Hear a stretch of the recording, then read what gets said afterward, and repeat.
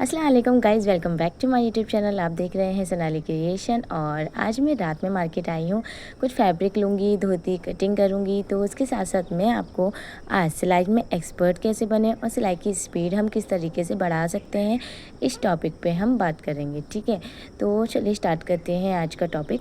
तो सिलाई में एक्सपर्ट आप कैसे बन सकते हो? सिलाई में एक्सपर्ट बनकर सिलाई की स्पीड बढ़ाओगे तो आपकी इनकम भी तो ज़्यादा होगी ना। तो इसीलिए आपको सबसे पहले क्या करना है, पॉइंट होते हैं कुछ 9 से 10 पॉइंट ऐसे हैं जिन्हें आप फॉलो करोगे ना तो परमानेंट आपकी स्पीड बढ़ भी जाएगी और आपको बहुत ज़्यादा सिलाई से बेनिफिट होने वाला है और बहुत ज़्यादा आपको इनकम होने वाली है। ठीक है, तो सबसे पहले पहला वाला पॉइंट देख लेते हैं। ठीक है, तो सबसे पहले कि हम किसी भी चीज़ की कटिंग करते हैं। ठीक है, चाहे वो सलवार सूट हो, चाहे वो लहंगा हो, चाहे वो फ्रॉक हो या ब्लाउज़ हो। ठीक है, आप कटिंग करने बैठे हैं तो कटिंग करने के लिए आपको क्या करना है, ऐसा नहीं है कि आप जब कपड़ा लेकर बैठे हैं तो आप स्केल लेने के लिए दौड़े हैं या फिर इंची टेप लेने के लिए दौड़े हैं आप, या फिर आप चौक लेने के लिए दौड़ रहे हैं। नहीं, अगर आप कपड़ा लेकर बैठे हैं, कटिंग कर रहे हैं, तो आप कपड़े के साथ साथ इंची टेप, कैंची, स्केल, चौक सब कुछ साथ साथ आपको रखना है। बिल्कुल भी भागा दौड़ी आपको करनी नहीं है, जिससे आपका टाइम बचेगा। ठीक है, ये सब एक साथ रखने से आपका काफ़ी सारा टाइम बच जाता है और आपकी कटिंग जल्दी हो जाती है। देखिए, इस वीडियो में मैं आपको धोती कटिंग करना बताऊंगी, तो वो पूरी वीडियो बनाने में भी मुझे 10 से 11 मिनट लगे हैं बस ओनली।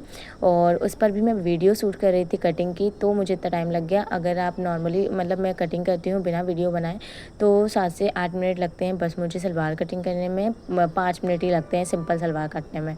और धोती सलवार हो या अदरवाइज़ कोई सी हेवी सलवार हो तो उसमें मुझे 10 से 12 मिनट लग भी जाते हैं, है ना। तो आपको ये समझ लीजिए, आप 15 से 20 मिनट में पूरा सूट कटिंग कर सकते हो अगर आप सारी चीज़ें साथ में रख कर बैठें। तो आप साथ में रख कर बैठोगे तो आपको भागा दौड़ी नहीं करनी पड़ेगी, आपका टाइम बचेगा। ठीक है, सबसे पहला पॉइंट तो यही हो गया आपका। ठीक है, चलिए सेकंड पॉइंट देख लेते हैं। तो सबसे पहले देखिए, अगर अपन कटिंग कर रहे हैं ना तो एक चीज़ का और ध्यान रखिए कि आपको ना जिस जगह पे आप कटिंग कर रहे हैं वो जगह ना बहुत नीट एंड क्लीन होनी चाहिए। मतलब अगर आप टेबल पे कर रहे हो तो उसे भी आप साफ़ कर लीजिए। अगर आप फर्श पे कर रहे हो, ज़मीन पे कर रहे हो, तो भी आप उसे क्लीन रखिए, वरना अदरवाइज़ क्या होता है, कभी कभी कपड़े में दाग आ जाता है तो कस्टमर की भी कंप्लेन आ सकती है और आपके घर के सूट में भी दाग आ सकता है। ठीक है, तो आपको इन बातों का ध्यान रखना है कि आपको फर्श भी नीट एंड क्लीन रखना है। ठीक है, चलिए देख लेते हैं सेकंड पॉइंट पहले। ठीक है, तो सबसे पहले क्या होता है ना, काफ़ी सारे लोग बिना प्रेस करे कपड़े की कटिंग कर लेते हैं। जिस तरीके से मैं ये धोती सलवार की कटिंग कर रही हूँ ना, उसी तरीके से। अच्छा, ये मुझे मजबूरन करनी पड़ी थी क्योंकि हमारे यहाँ पे 2 दिन से लाइट परेशान कर रही है और मेरे पास वीडियोज़ अपलोड करने के लिए नहीं थी, तो मुझे कटिंग करनी पड़ रही है, वरना मैं नहीं करती। कस्टमर के जो कपड़े होते हैं, मतलब ये वाला कपड़ा मेरा खुद का है तो कोई इशू नहीं है। मेरी बच्ची की सलवार कटिंग कर रही थी मैं। लेकिन अगर आपके पास कस्टमर के कपड़े हैं तो आपको प्रेस लाजमी करनी ही करनी है। प्रेस लगाने से भी आपका काफ़ी सारा टाइम बच जाता है। क्यों? पहले कुछ लोग कहेंगे कि प्रेस लगाने में तो टाइम जाता है, बिल्कुल जाता है टाइम। देखिए, आप प्रेस लगाएंगे टाइम थोड़ा सा जाएगा, लेकिन अगर आप प्रेस नहीं लगाएंगे तो कपड़ा आपका सिकुड़ेगा। अगर कॉटन है तो काफ़ी सारी सिलवट या चुन्नटें आ जाएंगी उसके अंदर, जो आपको कटिंग करते टाइम आपका कपड़ा ऊपर नीचे कर देंगी।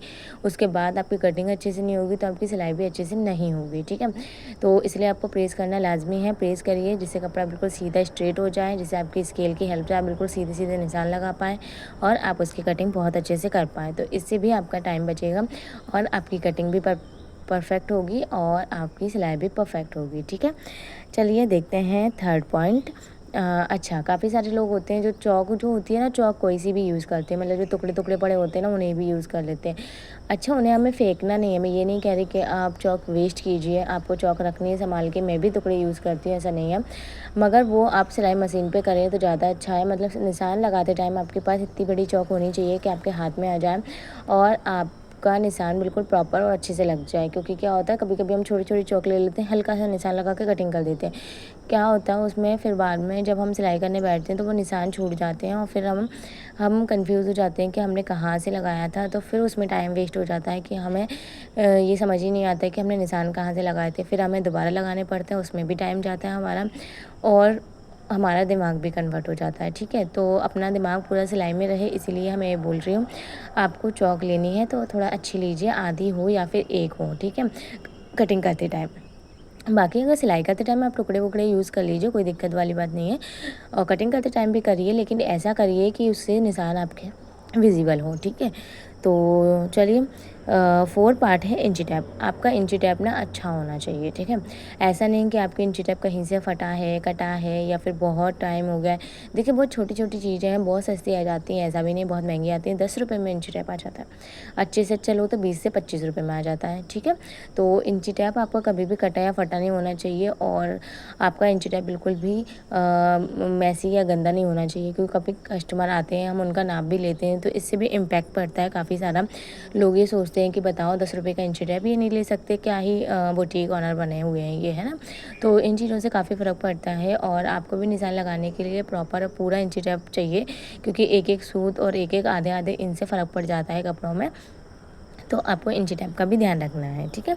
तो 5 पॉइंट हमारा ये है कि हमारी कैंची अच्छी होनी चाहिए, जिससे हम कटिंग कर रहे हैं वो कैंची हमारी बहुत ही अच्छी होनी चाहिए, शार्प होनी चाहिए। क्या होता है ना, कई बार हमारी कैंची अच्छे से वर्क नहीं करती है, वो कपड़ा ही अच्छे से नहीं काटती है, और कपड़ा अच्छे से नहीं काटती है तो उसमें धागे निकलने लग जाते हैं, धागे खिंच जाते हैं, तो कपड़े की फिनिशिंग ख़राब हो जाती है, ठीक है। तो हमें कैंची का भी ध्यान रखना है कि कैंची हमारी शार्प हो, उसकी नुकीली नोक हो, मतलब नई कैंची हो, बहुत अच्छी बात है। अगर नहीं है नई और उसकी धार ख़राब हो गई है पुरानी वाली की, तो आप धार करवाइए, उसके बाद कपड़े कटिंग कीजिए, क्योंकि एक बार में जो कपड़ा कटिंग होता है ना, उसकी फिनिशिंग ही अलग हो जाती है, ठीक है।